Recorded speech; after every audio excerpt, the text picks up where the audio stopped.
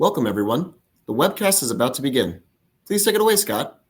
And thank you very much, Cooper. And hello, everyone. My name is Scott Ferguson, as Cooper mentioned, and welcome to today's webcast and panel discussion called Understanding Subrogation, Best Practices for Benefits Advisors and TPAs. This event is brought to you today by Benefits Pro, and we are sponsored by Intellivo. Now, before we begin, I'd like to go over some basic housekeeping items about the webcast console. This event is completely interactive, and it features many customizable functions. Every window that you currently see, from the slide window to the Q&A panel, can either be enlarged or collapsed. So if you'd like to change the look and feel of your console, please go ahead. However, during today's presentation, we'll be relying mostly on video, so we encourage you to keep your video feed open. If you have a question for any of our speakers today, please enter it into the Q&A widget on your console. That widget is accessible on the left-hand side of your screen where you see the question mark icon.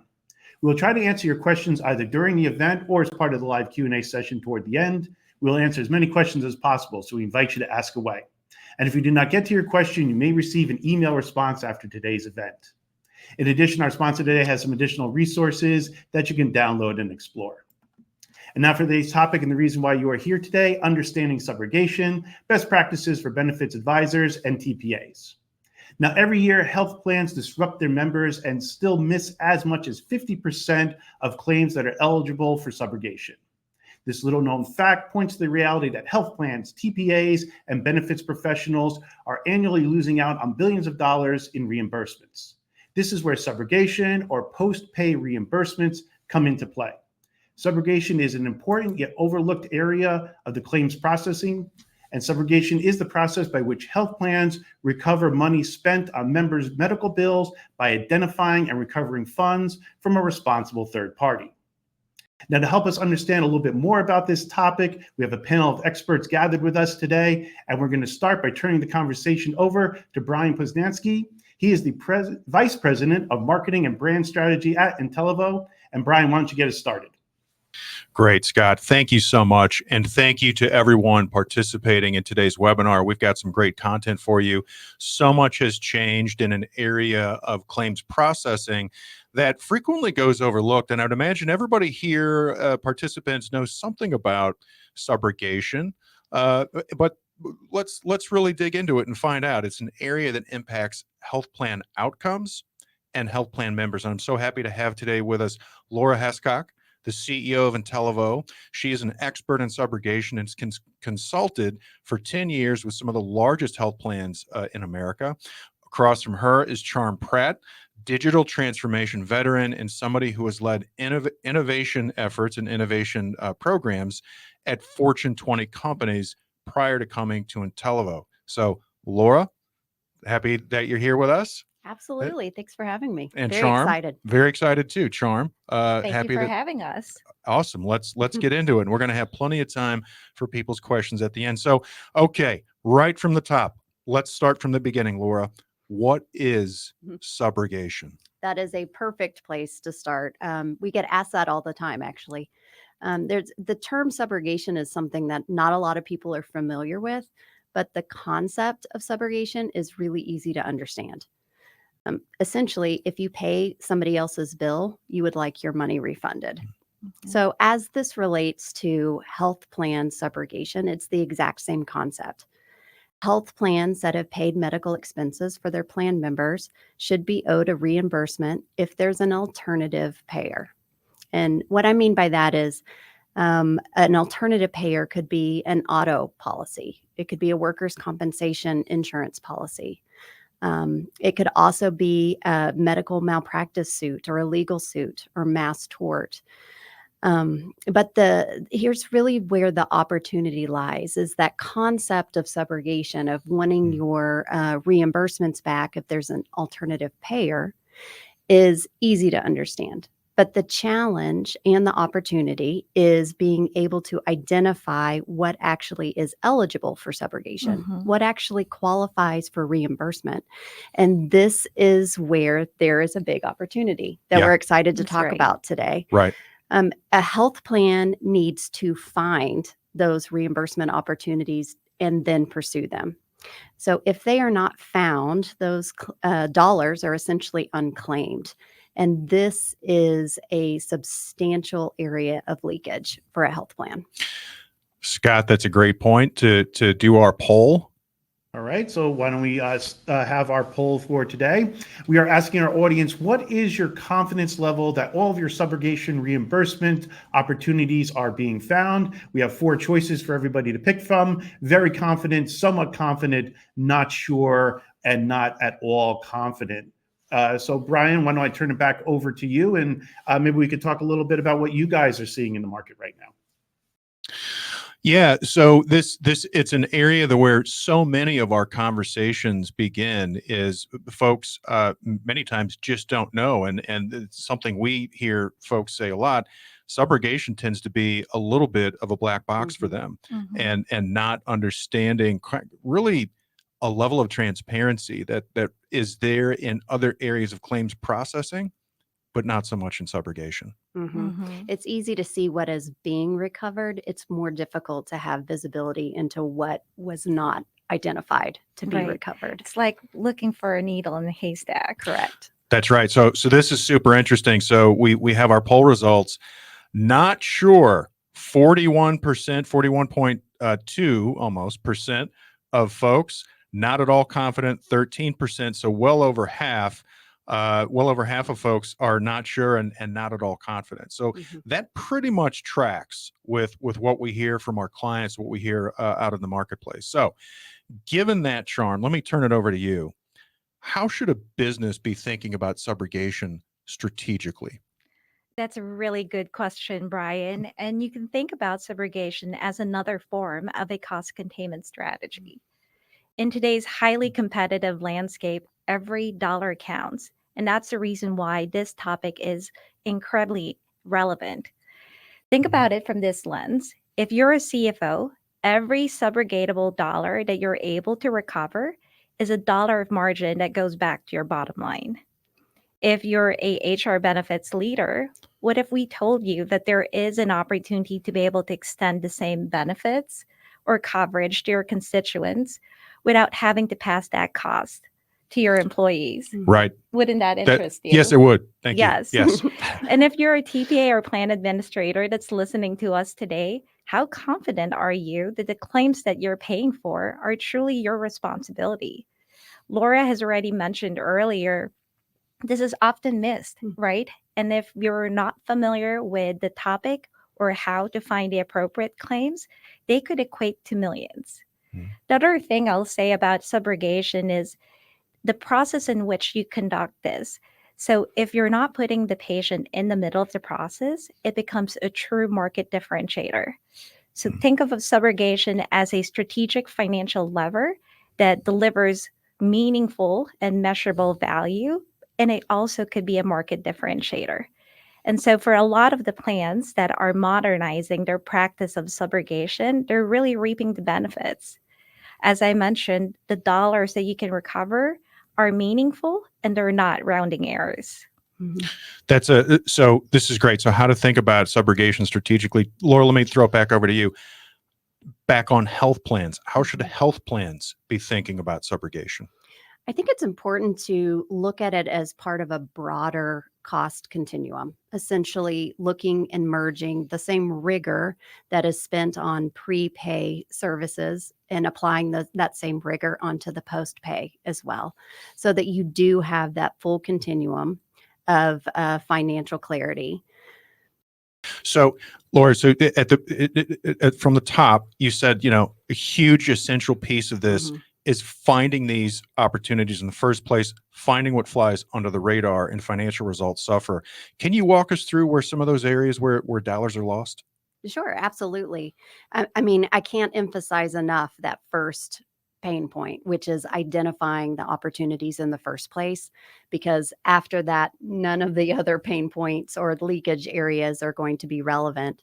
But after identifying the case, there are some key areas where leakage can occur.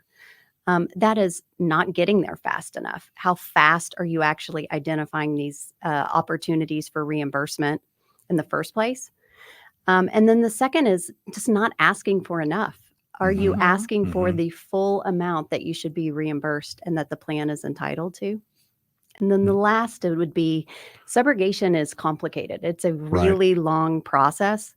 It could extend over 2-3 years at times with difficult legal suits. But the average subrogation timeline is about 18 months. And it requires a lot of attention to detail over that entire period of time. So that is another area of leakage, is where there's not that attention to every single reimbursement opportunity. Right. So I think folks on their screen, you can see these 4 critical areas of leakage right now. And of course, you can come back and refresh in the recording of this webinar. But okay, so we're gonna dig into each of these 4 areas. So Laura, you listed out these 4 areas of leakage. The first one, not finding all reimbursement opportunities, so critical. What's causing that? Yeah, this is my favorite one Yeah. because this is the big one. Really, what you need is, what is the information available to you to be able to even know what qualifies for reimbursement, what even qualifies for subrogation.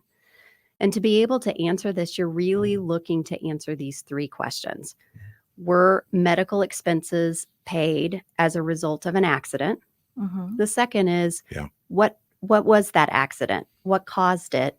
Who was involved, and who was at fault? And the last is, are there alternative policies that could have liability in that? And those are the 3 answers that you're looking for to be able to ascertain whether or not there's going to be recoverable opportunity.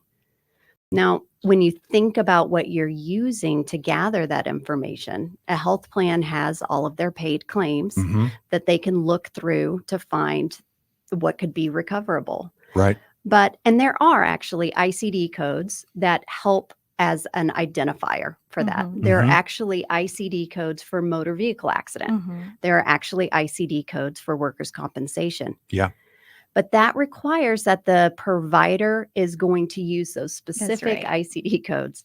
And what we have found is that of all of the auto reimbursements that we have received from auto policies, only 56% of It's them, amazing. 56% of staggering. them did not have an MVA ICD code. So it was not containing any indicators within the claim itself. So when you think about that, you have the paid claim, and it is difficult to ascertain those indicators. So you need to go outside of the claim to gather that information. And really, a common process there is a very non-technical method, which is, let's go ask the plan member. So I want to break that down a little bit Here and we double go. click on that. Please do. Mhm. So when you want to make sure that a health plan gets all of their recoveries that they're owed. So you're going to cast a very wide net. And if your process is to go and ask plan members for these answers to these questions, you are going to be looking for anything that could be related to an auto accident. A broken bone, lacerations, that Mhm. could be related to an accident. And so you're going to reach out to any plan member Right. that has any of those indications in their paid claims. And that is obviously very disruptive. And I think most of us can relate, have received Yes. a subrogation Yes. questionnaire after an injury of some kind, right? Absolutely. It's Absolutely. highly inefficient as well. Absolutely. Yeah. Not too many times do you receive mail and not just directly put it in Toss the it. trash. Right, What? right. In fact, actually, our experience has been only 15% of questionnaires ever actually get a response. That's amazing. Right. So when you think about these 2 things together, you have the lack of consistent indicators in paid claims. Yeah. And then you have this inconsistent information gathering from members. You can really see how this is a huge area. It's a huge problem because subrogation questionnaires it's common operating procedure. It's been standard for so Right. long. I That's think right. everybody just takes it for granted, right? That's And right. again, going back to your point earlier, subrogation is not a commonly understood term. hmm So Right. That's right. just Right. adds to the complexity. So That's really right. critical areas, Laura. I know that's your big one, that finding opportunities in the first place, relying only on the paid claim Mhm. and on subrogation questionnaires. Charm, let's dig into the second area of leakage. Timing. Why is time of the essence when it comes to recovery? Timing is everything, Brian. Mhm. Think about it. There's a limited amount of funds available within a policy. Actually, let me walk you through an example to help bring this to life. Please if you do. Don't mind. Yes. Imagine you're on your way to work. You're driving on a highway.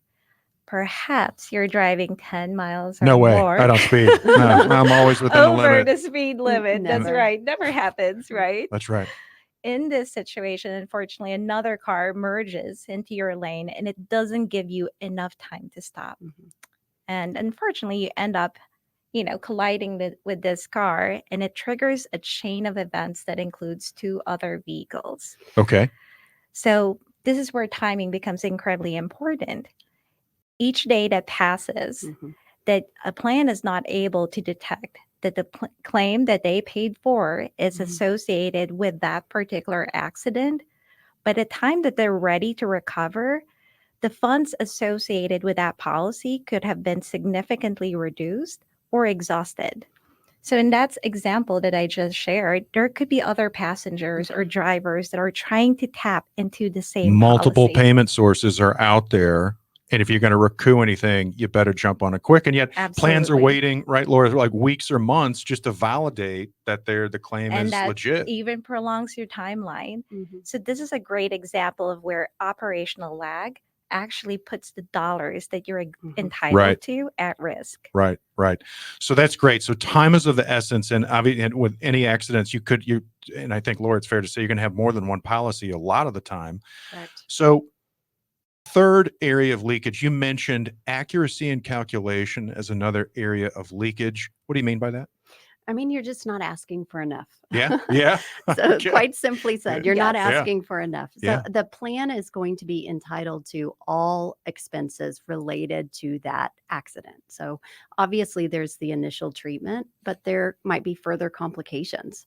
There also might be rehabilitation, and all of those payments are actually eligible for reimbursement.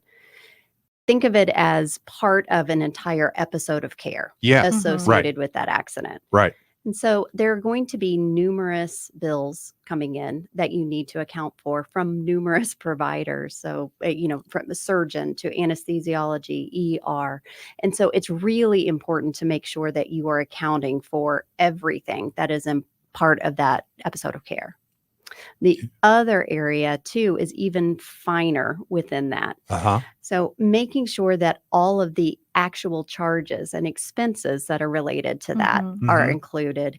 And this is typically done manually by an individual figuring out which ICD codes and Case CPT manager. codes Yes. exactly are related. And when you think of complications or further treatment that could last an extended period of time, you really have to have that clinical expertise to do Right. that effectively. That's very true, Laura. And that's difficult, right? The other area of leakage that I could think of is actually in the negotiation process. So you talked about the completeness of that lien that you're putting together. Imagine that you're negotiating with a lawyer that's sitting on the other side of the table, and he is well versed in this space. And he probably has done this over 1,000 times. They might tell you that there is such a thing as a standard or industry discount, which could be about 25% of the dollars that you're trying to recover. That is not a fact. Just so, hat tip for the audience, 25% standard discounts are not a thing. They're not a thing in the It's a industry. tactic. It's a tactic. So if you're feeling those, know that you're going to take a haircut, as Charm, as you like to say. Yes. So Charm, this last area is leakage area number 4, management of the process itself. What goes wrong there? When I think about management of the process, the way to think about it is really, is your process resulting in or yielding consistency in the way that you execute and receive the outcomes that you're looking for, right? Which is really maximum recovery. And here's the truth, Brian. A lot of organizations are not prioritizing the investments required in this space. And that's okay, because for a lot of companies today, this is not their core competency unless you are partnering with another subrogation Right. vendor where this is really their key area of focus. Right. And so in that situation, oftentimes what we see is that the process is highly manual, first and foremost. Second, it is managed by an individual that may not have the right tool set or system to conduct their own investigation. Yeah. So they're ending up having to chase the information to tell that full story. Mhm. You know, Laura, you talked about being able to capture, right, all the relevant and contextual data related to that accident is Mhm. imperative. So imagine if you're a case manager having to do this, your organization may not have even nearly enough volume for you to be able to process it Yeah. and really, learn and have the deep expertise that comes with repetition. Mhm. Practice then- makes perfect. That's right. And then you add those two other complicating factors that we talked about, understanding what policies are involved, Yeah. right? And the length and time on average that it takes for a case to settle. That's 18 months. That's a Mhm. very That's long a long time. That's a long time. So I want to wrap up this portion, diving into these really 4 critical areas of leakage. Laura, I want to bring it back to you. There's a thread running through each of these 4 areas. What is that thread? I think that thread is inconsistency. Yeah. And inconsistency that's caused by, as we've explained, these areas are very manual. Like we have Yeah. explained really, really manual processes that are really lacking the leveraging of technology. Yeah. Mhm. Yeah. Consistency is so critical when it comes to technology and people. So we're going to pivot this conversation now into how do we start fixing all this? How do we start bridging the gap? So the thread running through this charm is external data being essential to these areas of leakage.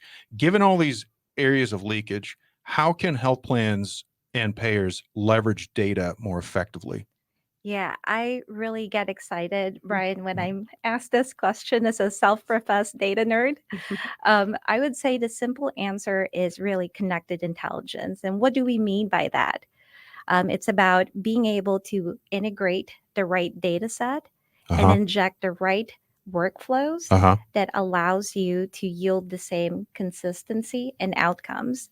So to me, data is really the backbone of a modern subrogation process. And what we mean by that is getting internal, external data that talks about the cause of the accident and activating that data set Mhm. so that you can surface patterns as well as non-obvious indicators that we talked about earlier to be able to identify that there Yeah. is an opportunity and actually take Right. action. Right. Yes. I want to underscore that data integration is the backbone of modern subrogation process. So Charm, what kind of data are we talking about?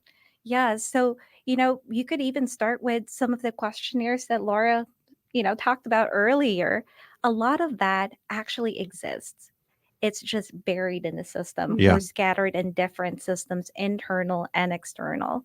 So a couple things that I'll reinforce. It's really important to understand when did the accident occur, right? Yeah. Who are the parties involved? Right. What policies can you tap into? What are all the different types of treatment that goes into that episode of care? And in some cases, perhaps there's a litigation filed, right, for that Right. specific incident. And that's really critical. Right. To know that. So building that data intelligence ecosystem, that's what it makes that. Yes, when you have that ecosystem of relevant data Mhm. available in your fingertips, you turn your process from being fragmented and reactive to actually proactive and predictive and precision driven. Right. Proactive, predictive, and precision driven. I love it. And So- you're able to eliminate member disruption. Exactly. And eliminate member disruption, which happens so frequently with Right. those subrogation questionnaires. So, Charm, what about? So you've talked about data, connected intelligence, the data ecosystem.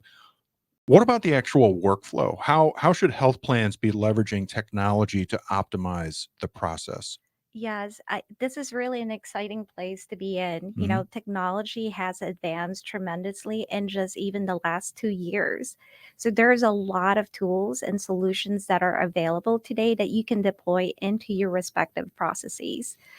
But it also comes with a hefty price tag, right? So the key Right. here is really focus on the critical moments or the critical touch points that matter where it will yield you the biggest recoveries Uh-huh. or impact in terms of your recovery of dollars. Three things come to mind. We touched on some of these earlier. It's timely case identification. That's the imperative word. It's not just being able to identify it, but identify it as soon as possible. You have lien compilation, right?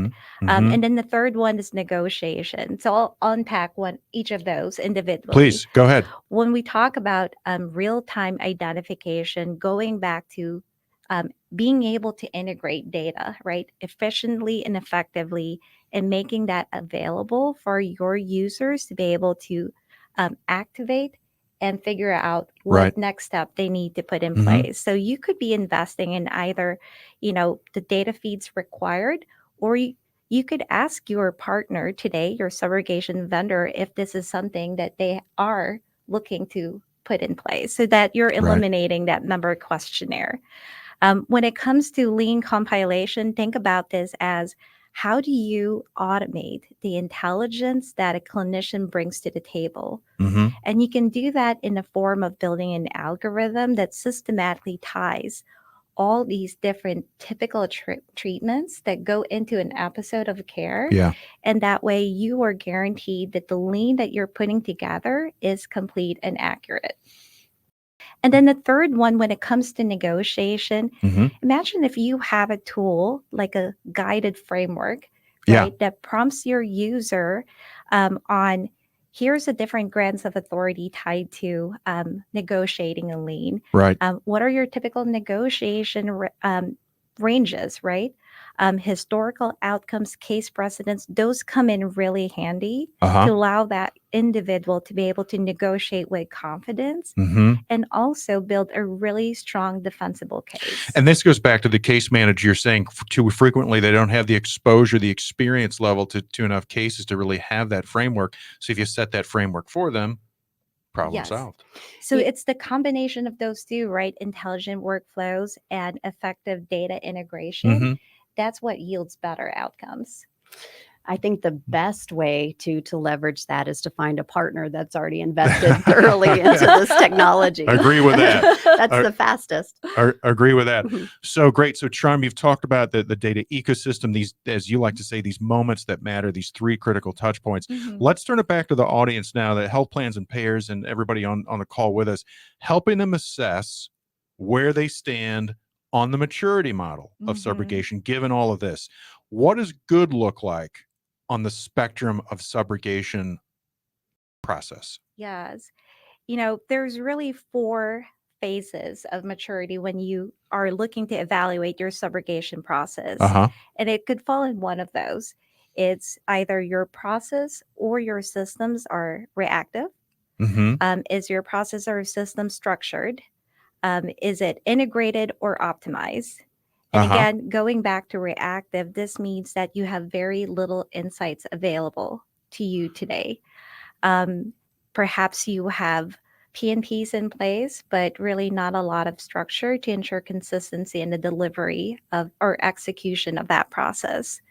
When we talk about structure, this is where I think a lot of organizations are at, because you have simple logic that might be embedded in the platform that you're using for case management, right? Which is in some shape and form giving kind of parameters for whomever is working that case on what they need to do.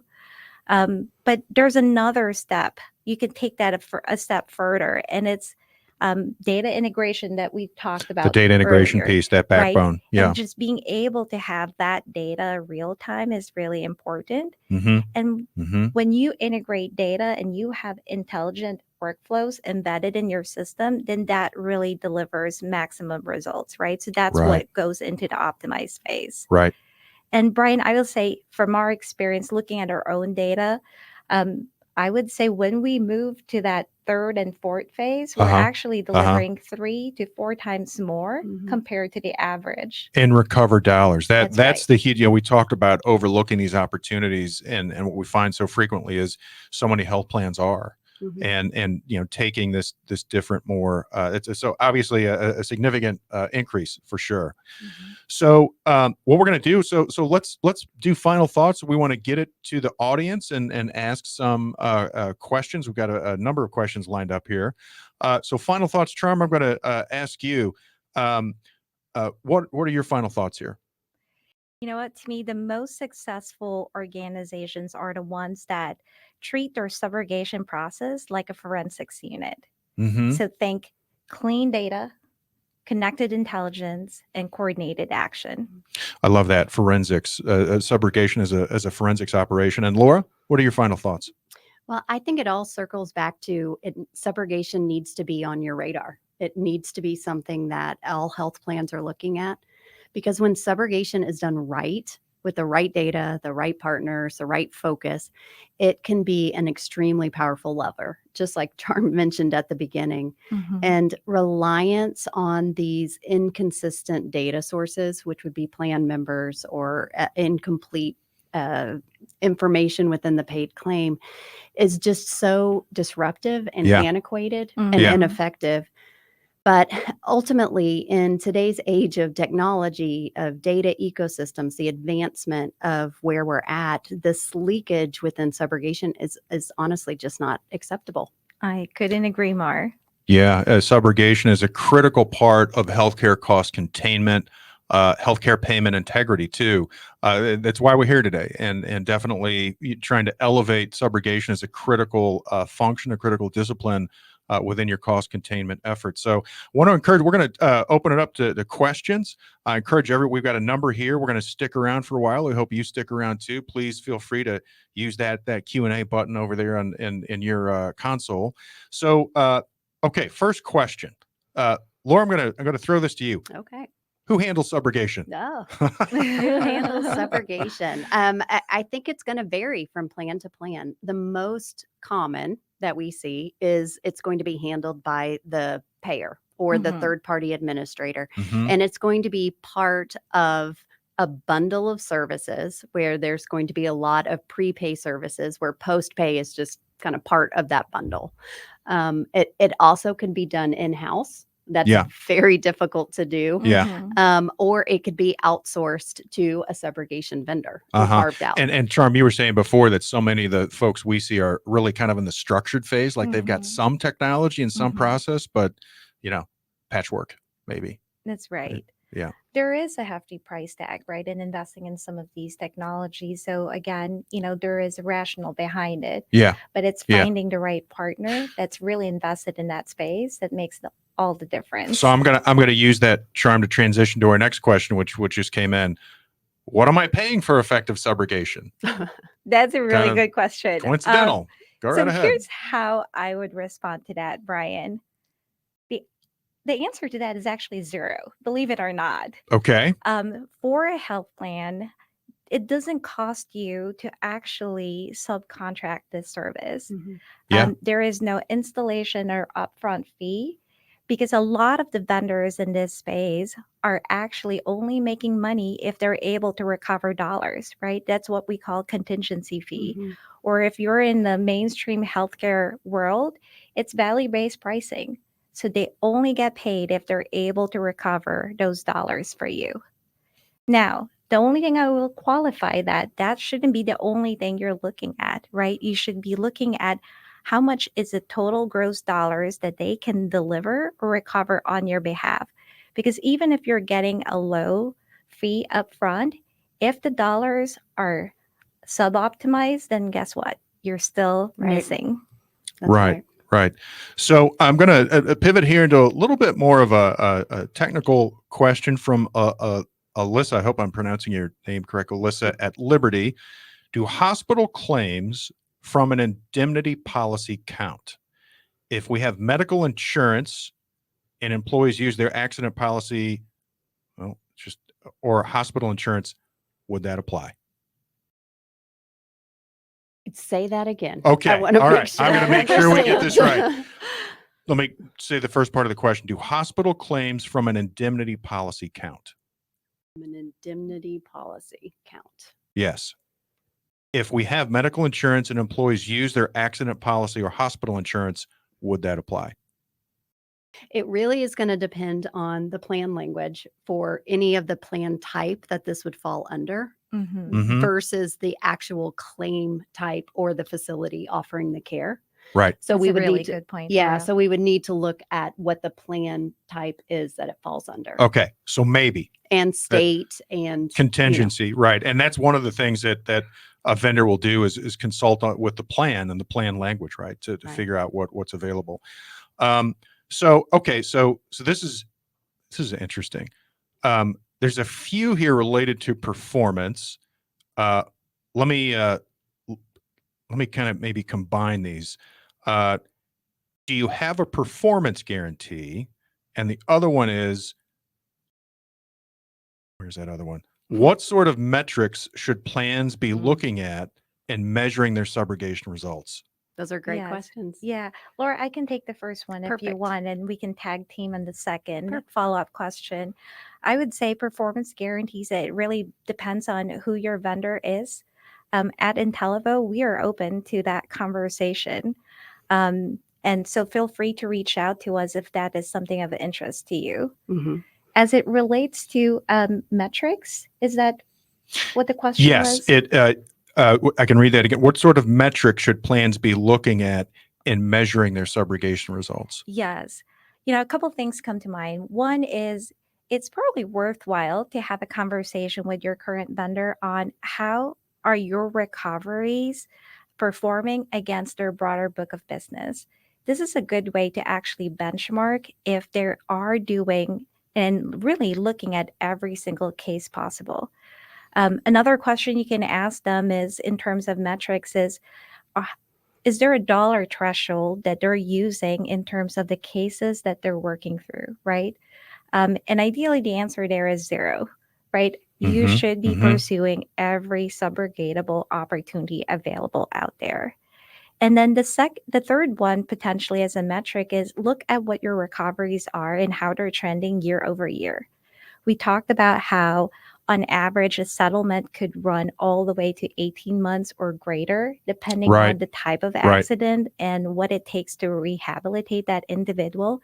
Your recoveries should be trending upwards through the course of your contract with your existing vendor. Mhm. And if that's not happening, then that's a red flag. Mhm. And Interesting. other common metrics that are used across the industry would be a per member per That's right. year Mhm. measurement. And this really is going to differ from plan type, just like we just mentioned. Is it a fully or a self-funded ERISA? Is it a fully insured? And there's going to be different benchmarks available for that. We would love to talk to anybody about Yes. that after we understand the plan. Yes. Right. What I love about using a PMPY metric is Uh-huh. it helps normalize it, right? So you're comparing yourself to the right life count. So, Mhm. right, within a certain, it could varies within different industries, right? Mhm. So I'm Yes. going to tack this one on at the end from Kathleen at Logic Source. What is the average percentage recovered? That is a great question. It really is going to depend on the case itself.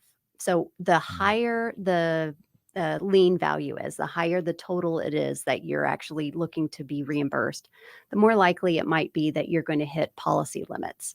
And that policy limit will cap That's what very is true. available. And it also depends on the plan type, and it also depends on the state. But simplistic, well, I'll start with ERISA. ERISA is you're entitled to 100%. So that is what you should seek. And it would be what is the available funds that you can work within. If a legal suit is lower than that overall total, that's where negotiation happens. Or if you hit your policy limit, that would essentially cap what is available to be refunded. Exactly. And again, that's where timing matters. Timing matters. And Laura, I want to go back to something I've heard. Yeah. You've said it here. Plans aren't asking for enough. Mhm. And I know that you consult with these health plans and advise them. There's a mindset problem here. You're settling for 20 to 30% of the claim where you should be, in some cases, shooting for as much as 90 or 100%, right? That's right. And I think it really comes down to volume. and Yeah. ease, Yeah. because we're talking about a case manager could have 600, 800 cases that they're working on. And so Yeah. moving through Yeah. those cases quickly could be the motivation for that. Yeah. Yeah. It is easier just to accept a discount that is not really warranted. It's easier to do that than to go back and forth arguing Right. that the rights. And we actually see that when we come into these situations, it could take 2 or 3 rounds of negotiation Yeah. before we're able to actually right. kind of end that Interesting. discount. And don't accept that 25% standard discount. That's right. That's right. You got it, Brian. Well, yeah, hat tip to the audience. Okay, so here's a little bit more of a technical question. Alyssa again at Liberty. Can the employer ask the plan member if they had an accident? Let me embellish on that a little bit. Can the employer ask the plan member if they had an accident, or does that have to come right from the health provider due to HIPAA, even though we work directly with the employees on LTD claims? That really depends on the plan language. Okay. Back to the plan All right. language. Back to the plan There's language. some plan language where it is they ask the plan member to notify the health plan Yeah. when something like this happens. Yeah. And some employers actually will refer cases to us because their plan members did what they were supposed to do and, Right. and actually let the plan know. But also you can't count on that either. Right. Right. Mhm. Interesting. So, okay, well, we knew we were going to get this one. Laura, will AI play a role in Ah. subrogation? Everybody's favorite, AI. It's such a big buzzword. It is a big buzzword. As we've laid out some of these opportunities for advancement of these workflows, you can really see where AI would be helpful. I think it is in some of those like compiling of the lien or making sure that all of the treatments are accounted for or the providers are accounted for. And there's multiple other areas that it could fit into, but I will emphasize, as any model, AI not excluded, it really is about the data that you're actually feeding into That's the right. model, less Mhm, on the mhm. model itself. And so if the data is not going to replicate best practices, that is very concerning. That's because right. then you're just multiplying some You're poor creating actions. bias in the information that you're loading in the system. That's correct. That's Right. right. Right. So, okay, so this is interesting. So because we mentioned it a few times here today, the average length of time Mhm. to settle from the date of an accident or incident to settlement. Is there a way to shrink that 18 to 24 months? Oh, I love that question. It really depends on, what type of injury happened as a result of that accident, right? Yeah. Because what Yeah. really prolongs that timeline is the time it takes to treat that individual. Right. And if there's complications as well. Well, both. I mean, I think that there are some fast recoveries that can come in, and that is if there's not an attorney involved, and it is very simply a policy to policy plan policy to auto insurance policy, for example. They're quick to pay out. They want to close out that claim quickly.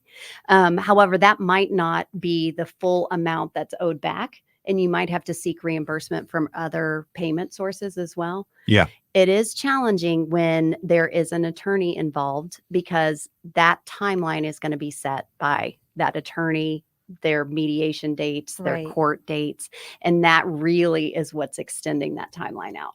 Gotcha. Mhm. Charm, do you have anything to add to that? No, I think Laura covered it perfectly. Oh, that's great. So it looks like we've run through most of our questions here. Let me turn it back to our interview here. Charm, Laura, any final thing as we hand the microphone back to Scott here? I don't think so. Thank you so much. This has been Absolutely. great. I think there is one thing I would encourage our listeners to do. If there is a burning question that you're not able to send Yes. our way today, feel free to reach out to either Laura or myself or both on LinkedIn, and we're happy to help answer questions even offline. Absolutely. Absolutely. Send those questions to us. And I think for some of these specific ones, I know the folks at Liberty, you may have some specific questions. It really does come down to your plan language. We're happy to schedule a call Love with it. you and talk about what you're able to do and what our guardrails are. Absolutely. All right. Well, Scott, I hope folks have enjoyed the discussion. I know we have, and I hope everybody's gotten a lot out of it. So back to you. All right. Well, Brian, thank you very much. And as Brian's kind of mentioned, that's all the time we have for today. We want to thank everybody in our audience for joining us. And as we mentioned, we hope all the information was useful to you. We want to say very much thanks again to Laura, Charm, and Brian for all their insights, and Intellivo for their support of today's event. As a reminder, there are some additional materials that you can download and explore. And if you missed any part of this presentation, it'll be archived very shortly at Benefits Pro, so you can view it again or refer someone else to it. And while you're on that page, we encourage you to look at other upcoming and on-demand presentations that we have. Thank you very much again, and have a great rest of your afternoon.